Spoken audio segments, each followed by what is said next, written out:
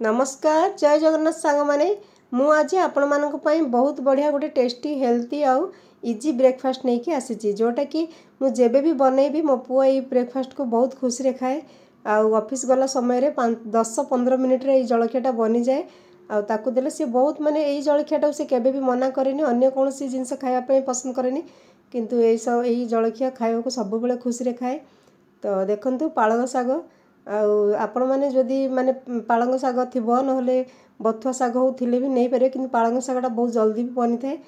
तो एटा भी तो शीत दिन मिली थाए प्रचुर मात्रा रे। तो सागटा को आमे सफा कर देबा आमर तो ये सब बेले मिली थाए मु पूरा सब बेले मोर फ्रिज रे सब बेले पालंग साग रखि थाए मु एई डब्बा रे ही रखि थाए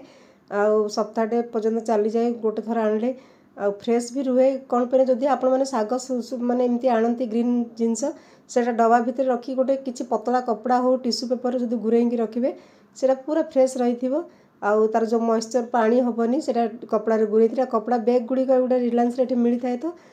परिवार मु सेटा आनी रखिथिबी आउ देखंतु एटा पूरा धोई देबा बे पालंग सागटा को सफा करिकी पुनी पानी रे टिके नेकी धोई देबी कोन बना सेतरे पानी बुडे की धोइले भलो फ्रेश हुए माने भलो सफा हुए। देखो केते ग्रीन अच्छी आमर एटा हे गलानी सप्ताहटे आनिबार तथापि सागटा केते ग्रीन अच्छी एटा सफा कर देबा आपण माने एथिरे जदि माने मुनिगा साग भी थिबो एमती बनै परिबे सजना साग रे भी बहुत टेस्टी बनी थाए। देखो साइड रे रखी देबी जे पानी तार बाहर पड़िबो तापरे चलंतु कौन कौन आम एथिरे मसला नेबा केमती बनैबा पूरा वीडियो को लास्ट पर्यंत बनी रुहंतु आ देखंतु कंचा लंका मध्ये एमती डब्बा रखि थाए एथिरे टिश्यू पेपर दे देबी तो पूरा फ्रेश रहइबो 15-20 दिन पर्यंत मध्ये पूरा फ्रेश रहइबो पचिबनी आ सब एबे कंचा लंका प्याज ए सब को पूरा चुना चुना करी काटी देबा कंचा लंका प्याज को काटी सारी कि आमे फुटण रे कौन कौन मसला नेबा पूरा वीडियो को लास्ट पर्यंत बनी रुहंतु आ ऑमलेट भी मु एथिरे बनैछि किंतु जदि जे भेज पसंद करंती से माने ऑमलेट न बनै कि आचार सहित खाई परिबे आ देखंतु केमती बनौछि आ चुना चुना करी पूरा प्याज को काटी देबा ए प्याज मु अबे पकेबी गोटे प्याज ऑमलेट रे पकेबी आ गोटे प्याज मु पालंग साग रे जे जलखिया रे पकेबी देखंतु पूरा चुना चुना करी काटी देबा एमती बेसी बड़ पीस रखिबेनी बड़ पीस रखिले सेटा भलो होबनी कि छोट छोट पीस काटिबा जेमती जल्दी सिझी जिवो आ आपण माने जदी कटा कटी की रखि देथिबे राती रे सब साग धुआ धुई करी तो 10 मिनिट रे ए जलखियाटा तयारी हिजबो आ साग को मध्य पूरा चुना चुना करी काटी देबा धोइथिबा साग को कंचा लंका प्याज काटी के रखि देछि साग को मध्य काटी देबी आ सेपटे स्ट्रॉ अनियन रखिछि किंतु सेटा मु ऑमलेट रे पकेबी एबे एथिरे पकेबिनी परोठा रे पालंग साग परोठा माने केते थर बनैछि किंतु एटा गोटे बहुत बढ़िया नुआ प्रोसेस भलो एई प्रोसेस रे बनेबे बहुत टेस्टी लागि थाए। तापरे हमें फ्राई पैन पसै दबा सेथिरे टिके माने ऑयल नै जिबा 2-3 स्पून ऑयल नै जिबा आ मो पुओ जिम फिम जाए से कोन कर हेल्थ पर ताकू बहुत ध्यान देई थाए ताकू प्रचुर सब बेले ताकू प्रोटीन दरकार तो चिकन फिकन सब बेले माने तो बने होबनी सखाळु सुए गला बेले अंडा हमर थाए तो अंडा रे मु ऑमलेट बने के मध्य ए जलखिया देई दिए से बहुत खुशी रे खाए। तापरे जीरा पके देली जीरा फुटिला परे सेथिरे कंचा लंका पके देबा चुना चुना काटी की छोट पिल्ला मान को जदि देबे कंचा लंका कम करिकी मध्य स्कूल टिफिन रे दे परिबे। तापरे पियाज चुना चुना काटी थिले पके देबा तापरे हम जो साग को काटी चंती पालक साग को सेडा मध्य पूरा पके देबा देखंतु पूरा केते छोट छोट करी चुना करी काटी देछि आ एटा को भाजीबा पालक सागटा बहुत जल्दी भाजी हे जिवो आ सेथिरे टिके आजवाइन पके दोछि जुआणी एटा डाइजेशन पे भलो हे थाए। तापर टिके ना को मु हळदी पकोछि कलर भलो आसीबो तापर आमे एटा को भलो की पुणी भाजीबा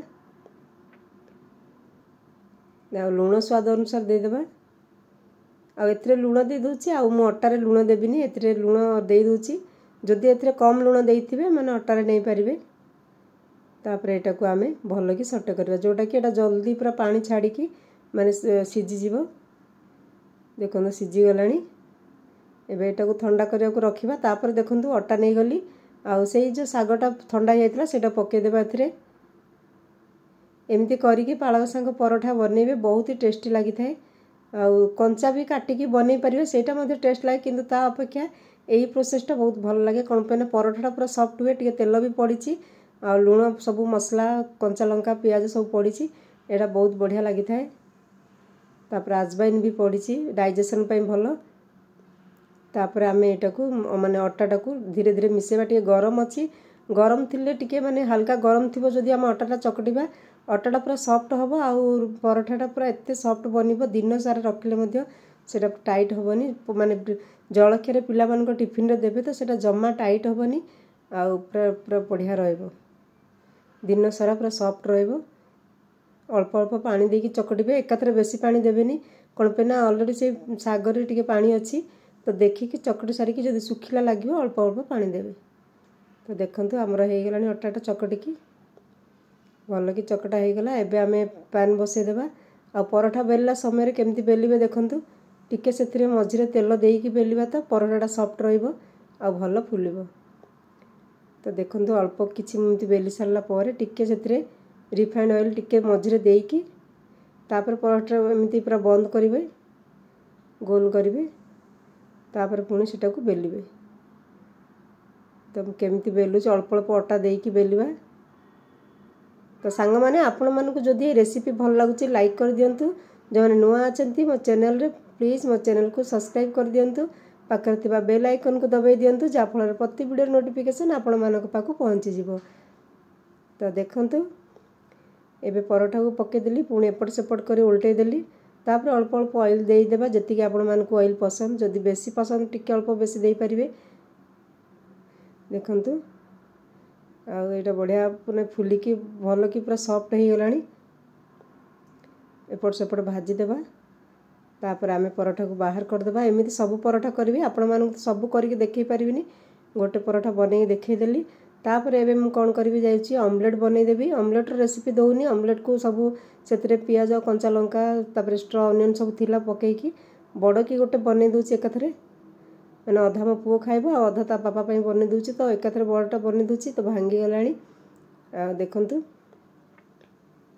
आ ऑमलेट मध्य बनि गला। एबे जलखिया मो पुओ को दे दोची देखंतु से ऑमलेट सहित एमिति परोठा दे देबा दीटा देले मध्य से बहुत खुशी रे खाइ दिए आ ताको एटा पसंद लागे। आ केमिति लागिला आपण मानकु एमिति करिके पिला मानकु टिफिन रे मध्य देई परिबे। रहउची संग माने पुणी मिसबा नेक्स्ट वीडियो रे। थैंक यू जय जगन्नाथ।